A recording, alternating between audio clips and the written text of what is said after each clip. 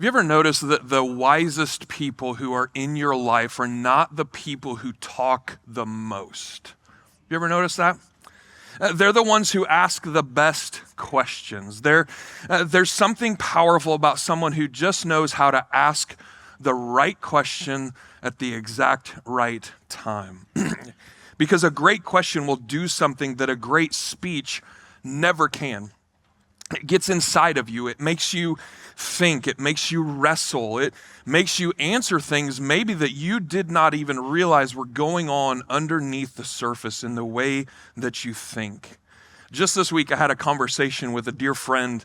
We were sitting down for breakfast, and he asked me a question that I answered very quickly, very surface level.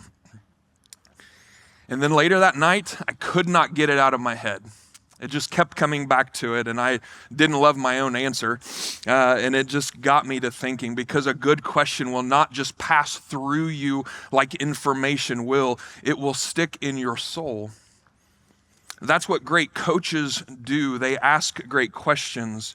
Great counselors ask great questions. Great leaders ask great questions.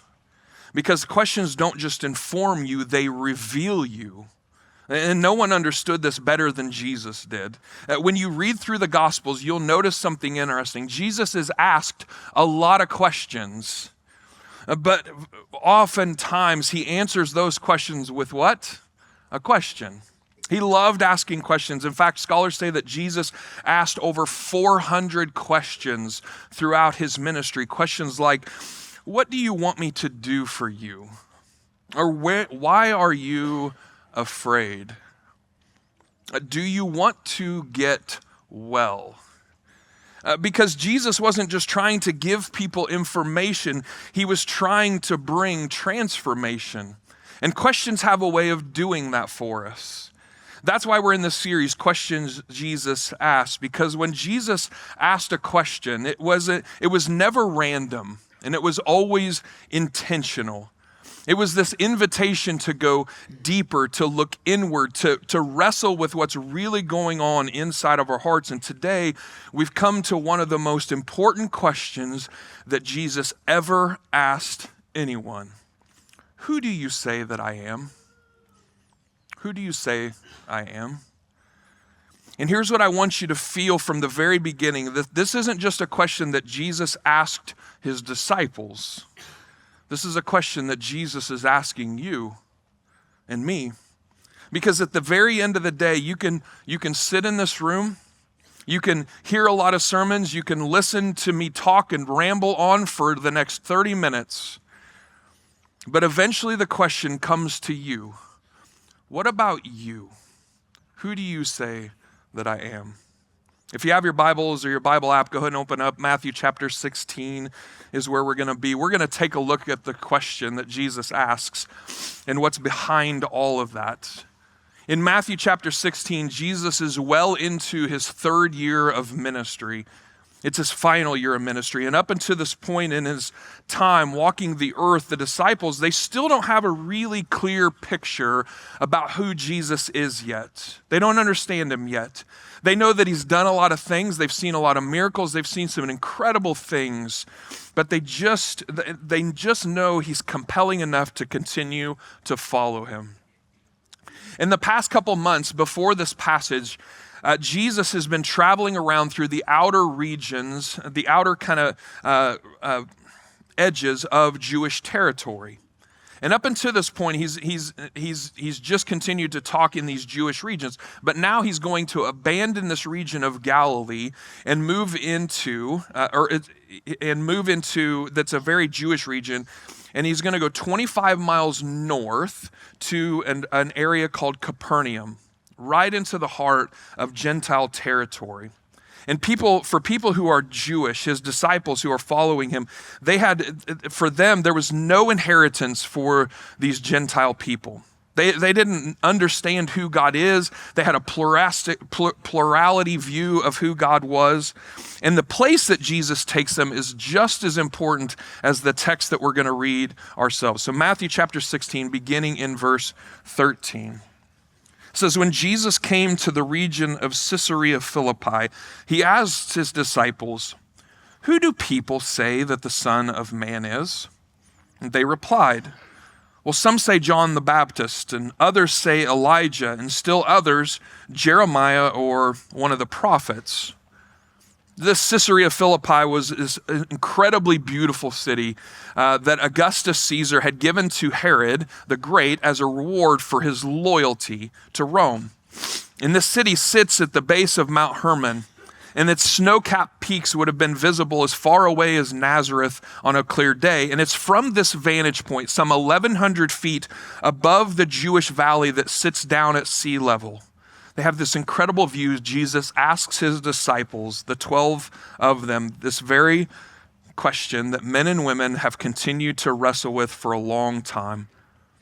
Jesus starts with the safe question, the crowd question, what's the word on the street question. What do people say about me? Who do people say that I am? What's the news? What are you hearing? And their initial response is just along the lines of what they've heard. They've heard people say these things. Some believe that Jesus might have been John the Baptist, that he was returned to continue his work and the message that he was calling people to repent. Others thought that maybe he was the prophet Elijah, that many Jews believed that in that time he would return to introduce the Messiah. Now, the Jews did not believe in reincarnation, but they did believe that departed souls might be able to come back and empower men to carry on their work. And so that's what they've heard. Simple enough, simple answer. Jesus asked me, what have I heard? And so I answered. And it's safe to say that there was then and still is today a lot of different opinions about who Jesus was. Think about it. What have you heard about who people say Jesus is? What do you think? If you were to go down to my favorite grocery spot, Aldi, that I'll hit this afternoon on Sunday when everybody's gone, we hit it about 7 o'clock. It's glorious. There's only like 3 people in there. It's wonderful. Please don't come at 7. I will just look away, and that's my time, my spot. You can get your groceries at 3. But if we were to go down there when it's busy and you were to ask 100 people this very question, you would get 100 different answers, right? You'd get answers like maybe Jesus is a great moral teacher. Maybe he's a great spiritual guide. Maybe he's a political figure that he's claimed by both sides when it's convenient for them, right? He's a myth. He's outdated. He's a religious symbol. He's a good guy, a compassionate voice, just maybe not God. Maybe he's a great life coach or a self-help guru. I mean, he helps you be kinder, healthier, a better version of yourself. And on the surface, none of that sounds bad, does it? I mean, who doesn't want a little bit of Jesus to help improve their life? But underneath the surface of that is a lot in our modern culture of how they see Jesus. We don't mind Jesus who will help us.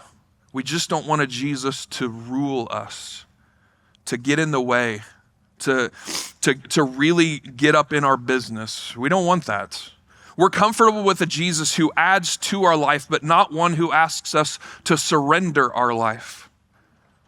And so we reshape him to be something that we love and is easier to take. We turn him into a teacher because teachers give great advice and we just get to decide what we want to do with that. We turn him into a guide.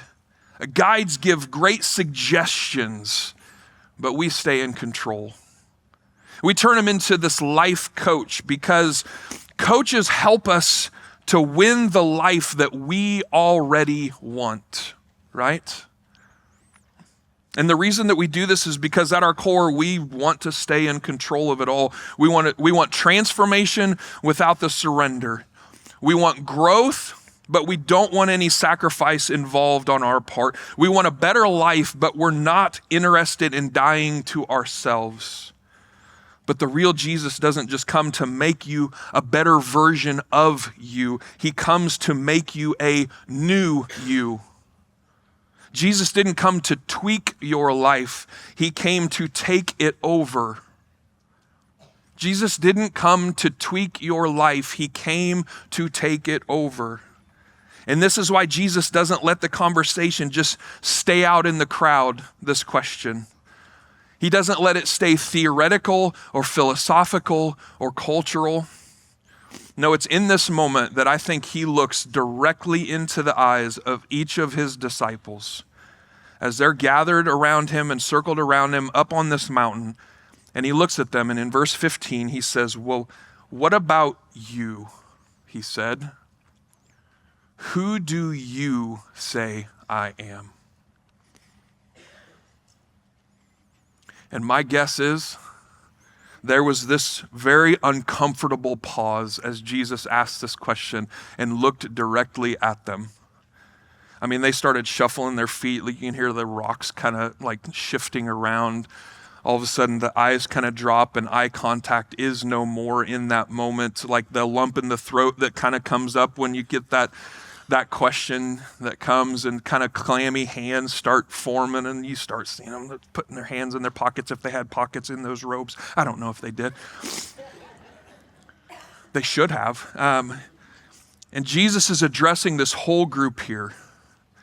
But in very much Peter fashion, he decides to answer for every single one of them.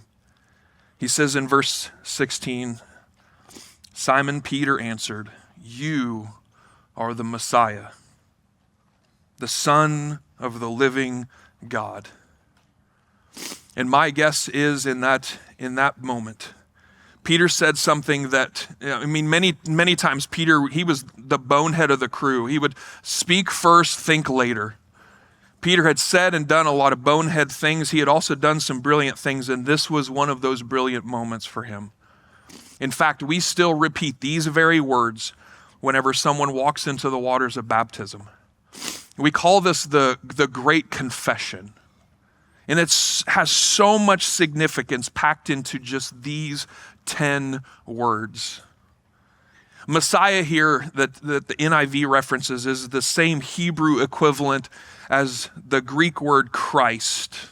The two can be used interchangeable. They both very much mean an anointed one. For the Jewish culture, this meant the one that was set apart, who was to come, who for the work of God was coming in the power of God. And Son of the living God acknowledges Jesus' divinity. It acknowledges that Jesus is not like the temporary idols, the pagan idols of their culture, but he was come from the living God with no beginning and no end. These words that we speak in the waters of baptism are so important because we are uniting our lives with a Jesus who is the Christ. He is the Son of the living God. And so just as quickly as Peter answers, Jesus responds, verse 17. He says, blessed are you, Simon, son of Jonah. For this was not revealed to you by flesh and blood, but by my Father in heaven. And I tell you that you are Peter, and on this rock I will build my church, and the gates of Hades will not overcome it. I will give you the keys in the kingdom of heaven. Whatever you bind on earth will be bound in heaven, and whatever you loose on earth will be loosed in heaven.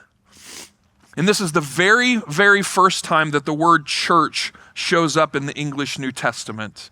And church is referenced within the context of a prediction that Jesus has. He predicted that he would build it and nothing, including death, would stand in its way.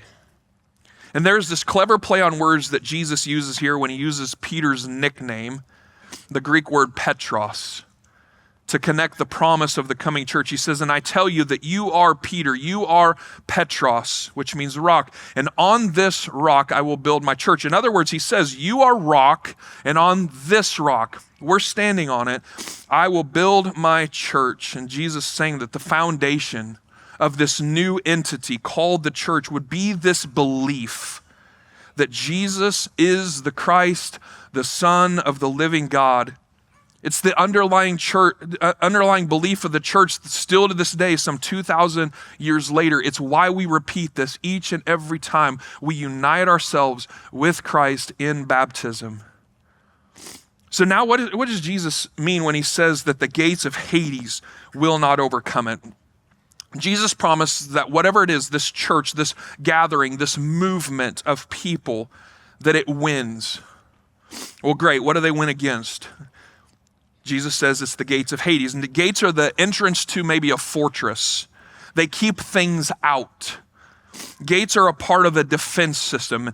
Hades is not necessarily the equivalent of hell, but it signified the dwelling of the dead, and by extension, death itself here.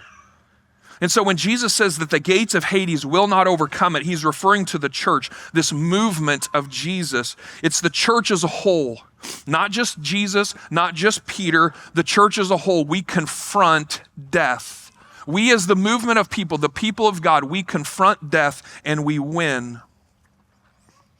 Now remember, I said that the place that they're standing has as much significance as the text itself. The place where Jesus brought these disciples on this field trip is Caesarea Philippi. And Jesus is standing here in this place that's associated for the Near Eastern culture and Jewish and Greek literature as what was known as the gateway to the underworld. The gateway to Hades. And Jesus says that this place, it cannot defend against my church, my movement, my people, what I'm going to build. His power, the church, will overcome even death itself. The church is not overpowered by death. Jesus is saying that as the church, we confront death and we win. We move towards it. We're not afraid of it and we win. We are the church and we win because we have the power of Jesus with us. And so back to our question that Jesus posed to his disciples. So what about you? Who do you say that I am? It's an important question because it's not just a question for them. It's not just a question for the person sitting next to you or in front of you, the other people that are watching online with you. It's a question that is for you. And people have been wrestling with this question for years, scholars and thinkers and skeptics and believers. In fact, many have tried to frame this question in a way that forces us to really deal with it. One of the most well-known ways comes from an author named C.S. Lewis in his book, Mere Christianity. And in that book, he lays out what's often called the trilemma, kind of three options. And Lewis isn't the original kind of architect of this trilemma, but he brought it to light, kind of popularized it through Mere Christianity and some of his speeches. And here's the idea. If Jesus really said the things that he said, if Jesus claimed the things that he claimed, then we don't get the luxury of calling him just a good teacher. Because a good teacher doesn't claim to be God. And so C.S. Lewis says, when you look at Jesus, you're left with one of three options, this trilemma: a liar, a lunatic, or Lord. Liar, lunatic, or Lord. If Jesus is a liar, Jesus knew he wasn't God, and he said it anyway, which means he intentionally deceived people. But when you look at the life of Jesus and the ministry of Jesus, something doesn't add up because he's so selfless in the way he lived life and treated people, the integrity he showed, the way that people were drawn to him, and especially doesn't line up when you think about the trial and the nature of his death. Jesus would have simply said, whoa, I was just joking. But he doesn't do that. The second option is he's a lunatic. I mean, he actually believed he was God, but he wasn't, which means he was just mistaken, and he was out of his mind. But that doesn't make sense when you think about the wisdom and clarity with which he spoke, the way he asked questions, the profound impact of his teaching that we still resonates to this day, some 2,000 years later. So liar, lunatic, or third option, Lord. That means that Jesus is exactly who he said he is. He is the Christ. He is the Son of the living God. He is like he said he is in John 14:6, that I am the way, the truth, and the life. And no one comes to the Father except through me. You see, Jesus didn't leave room for us just to put him in the category of helpful. He didn't leave room for us to reduce him to a life coach or a good example or just a wise voice among many. He forced a decision. And ultimately, Jesus left very little room in that answer when he answered the question by predicting his own death, burial, and resurrection, and then he pulled it off. No one's ever done that. No one. And so if he's a liar, you can just reject him. If he's a lunatic, then just ignore him. But if he is Lord, and I would argue that he is, then friends, it changes everything. Everything. It means he doesn't just get your attention, he gets your surrender. It means he doesn't just get a part of your life, he gets all of it. He is life. And so I'll ask you, not what culture says, not what your family says, not what the person sitting next to you says, not what I say. What about you? Who do you say he is? Who do you say he is? And the answer to that question defines the trajectory of your life.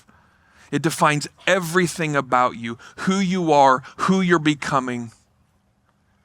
Who you say this is the most important question that you will ever answer. It shapes your identity. It changes your direction. It propels your purpose. It defines your eternity. It literally is the most important question you will ever answer. Growing up, I avoided answering this question for a long, long time. I grew up in the church. I memorized John 3:16 before I took my first kindergarten nap. I sang all the songs. If you started a 90s Sunday school song, I'll finish it, okay? Now, Bible trivia, I'm iffy at best on that because maybe it speaks to my ability to retain facts. If you were to ask my wife, she says I forget half of what she tells me anyway. So I don't know what that's about. But my grandpa helped build the tiny little country church that I grew up in. My dad helped to build the 2 additions that were added onto it. I helped hang the suspended ceiling in that basement. Still there to this day. Probably needs to be changed out. It's probably gross. I was there every single Sunday and most Wednesdays for years. I knew the verses. I sang the songs. I slid the transparencies on the slides. If you don't know what that is, you're not missing anything. I promise you, okay? I did it all. But I hadn't really wrestled with the significant meaning of the question of who is Jesus for me. Because if he was Lord, then the way I treated classmates who I thought were less than me would not have been true of me. Because if he was Lord, then the defiance of my parents would not have been so common. If he was Lord, then my entire senior year of high school and most of my freshman year of college would not just have been spent in drunkenness and hungover. If he was Lord, then I wouldn't have been so consumed with being the life of the party so that I was just someone that people would want to hang out with. But all of those things did happen because Jesus wasn't the Lord of my life. He was just my Savior. He taught me a lot of great things. He introduced me to a lot of great people. He surrounded me with a community of believers who loved me even as I created a mess for my own life. But he wasn't yet Lord. And because of that, I lived selfishly and wildly. But God never stopped pursuing my heart. And through his word and through wise and patient mentors, And devoted friends, I began to see that Jesus needed to be the Lord of every single area of my life, and it changed everything. It changed my friendships. It changed my weekends. It changed my habits. It changed my language. It changed my plans to his plans. It changed my family. It literally changed little by little everything. And God taught me, and he continues to teach me what it means to have everything about my life submitted to his lordship for my life. So what about you? Who do you say he is? Friends, you can delay that question. You can delay the answer. I've seen it, I've lived it, but I wasn't happy or content. I was chasing something that I would have never found. I didn't like the person I was. You may still have questions, and those are welcome. You should ask those questions. You might still be curious, but not yet convinced. Friends, stay curious. But if you've answered this question definitively, then it changes everything for you. So what about you? Who do you say he is? The answer to that will change everything. I want to give you just a moment to sit with that yourself, to ask it to God, to wrestle with it internally for yourself. Because if Jesus is who he says he is, what does that mean for my life? Take a few moments, sit with Jesus with it.